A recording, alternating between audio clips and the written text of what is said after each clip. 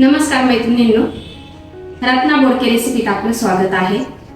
तर आजची आपली रेसिपी आहे मुंगाच्या डाळीपासून छान अशी आपल्याला इडली बनवायची आहे। तर त्यासाठी व्हिडिओ नक्कीच बघा। तर इडलीला लागणारे साहित्य बघूया आपण।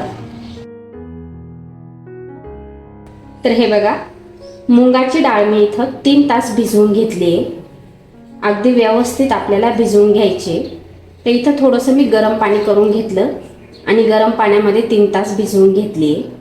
आता आपल्याला काय करायचे, पुन्हा एकदा स्वच्छ धुवून घ्यायचे आणि अर्धी वाटी मी इथं पोहे घेतले। तर पोहे आपल्याला व्यवस्थित धुवून घ्यायचे आहे। तर हे बघा, डाळ अगदी व्यवस्थित मी पुन्हा एकदा स्वच्छ धुवून घेतली आणि पोहे भिजवून घेतले। आता आपल्याला मिक्सरमधनं हे दोन्ही बारीक दळून घ्यायचे आणि अगदी थोडंसं पाणी घालून दळायचे, जास्त प्रमाणात पाणी घालायचं नाही दळताना। तर हे बघा, अगदी व्यवस्थित बारीक दळून घेतलंय मी। तर पाणी जास्त घालायचं नाही आपल्याला, अगदी थोडं थोडं पाणी घालून दळून घेतलंय मी। आता एका बाउलमध्ये काढून घेऊया। तर आता आपल्याला याच्यात साखर घालायची। तर 2 चमचे मी साखर घालते आणि अगदी थोडीशी हळद घालायची आणि आता आपल्याला हे व्यवस्थित मिक्स करून घ्यायचे।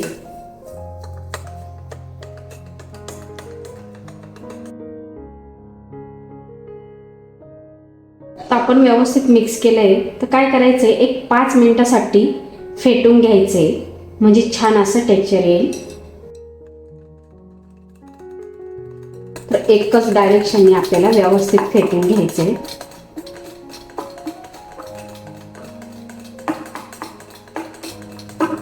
म्हणजे अगदी जाळीदार छान असं आपली इडली तयार होईल। हे बघा, छान असं व्यवस्थित फेटून घेतलंय मी आणि कलरही चेंज झालाय हलकासा। तर आता आपल्याला यात लिंबू घालायचे। तर अर्धा लिंबू घालायचे आपल्याला इथं, बी काढून घ्यायची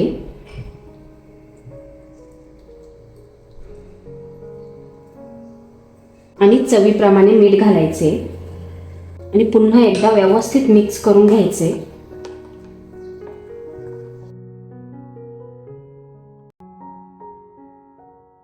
हे बघा, अगदी व्यवस्थित मिक्स करून घेतलंय। तर आता आपल्याला यात इनो घालायचे आहे।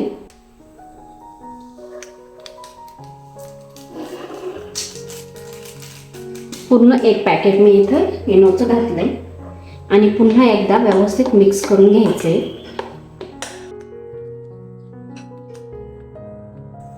तर आपल्याला काय करायचंय का, हे बघा, अशा पद्धतीची वाटी घ्यायची आहे।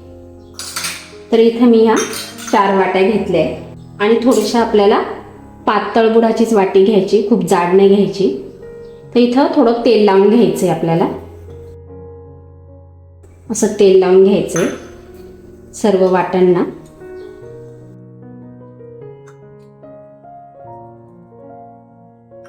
सर्व वाट्यांना मी इथं तेल लावून घेतलंय। तर आता आपल्याला हे जे केलेलं मिश्रण आहे ना, हे वाटीमध्ये भरून घ्यायचे।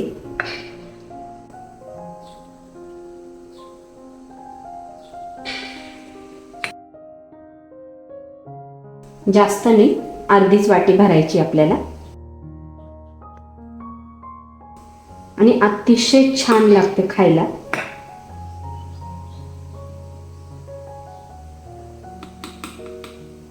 तर हे बघा, असं आपल्याला अर्धी वाटी भरून घ्यायचे आणि स्टीम करून घ्यायचे। तर मी पाणी अगोदरच गरम होत ठेवलं होतं। तर हे बघा, मी इडलीच्या भांड्यामध्ये पाणी गरम होत ठेवलं होतं। तर आता आपल्याला इडलीच्या भांड्यामध्ये व्यवस्थित वाफवून घ्यायचे, वरतून झाकण ठेवून द्यायचे आणि 10 मिनिटासाठी आपल्याला व्यवस्थित वाफवून घ्यायचे। आता आपण बघूया तयार झाली का इडली, चेक करूया। हे बघ, अगदी व्यवस्थित तयार झाली इडली। तर आता आपल्याला काढून घ्यायची।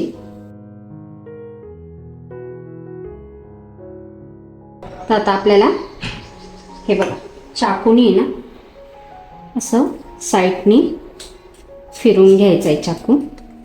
हे बघा अशा पद्धतीने.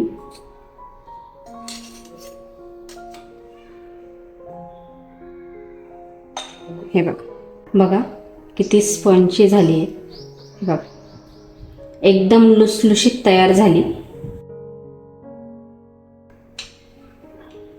तर हे आपण असंच काढून घेऊ.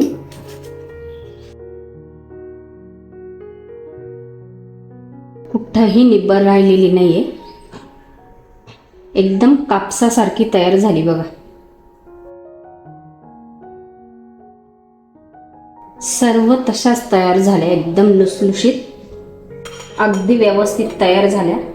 आता ह्याच पद्धतीने आपण सर्व इडल्या तयार करून घेऊ. तर हे बघा पुन्हा एकदा मी त्याचप्रमाणे व्यवस्थित भरून घेतलंय.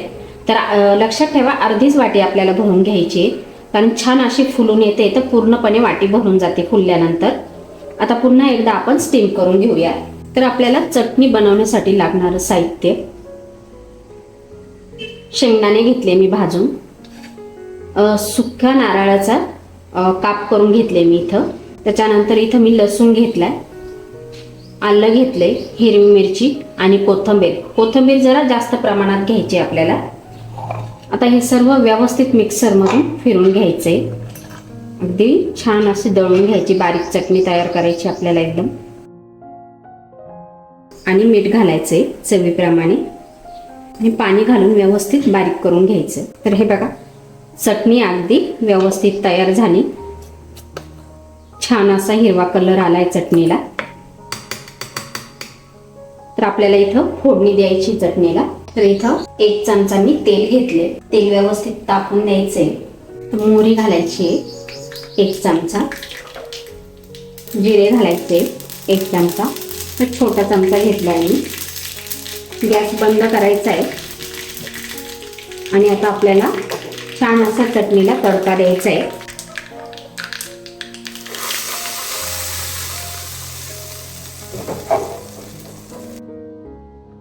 मिक्स करून घ्यायचं व्यवस्थित.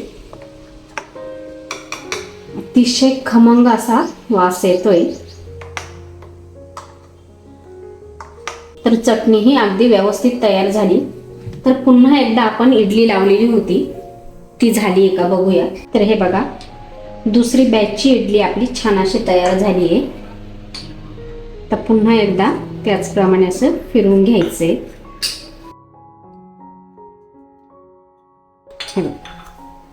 छान अशी फुलली.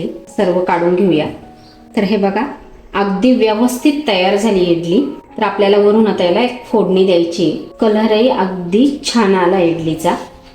हे बघा एकदम लुसलुशीत तयार झालेली आहे. तर छान असं आपण वरतून फोडणी देऊया. हे बघा अगदी व्यवस्थित फोडणी तयार करून घेतली. जिरे, मोहरी आणि हिरवी मिरची व्यवस्थित तेलामध्ये फोडणी देऊन घ्यायची आहे.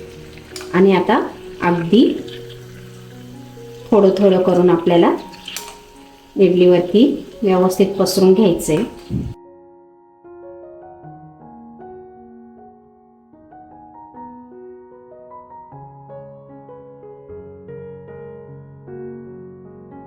तर हे बघा अगदी व्यवस्थित इडली तयार झाली आहे.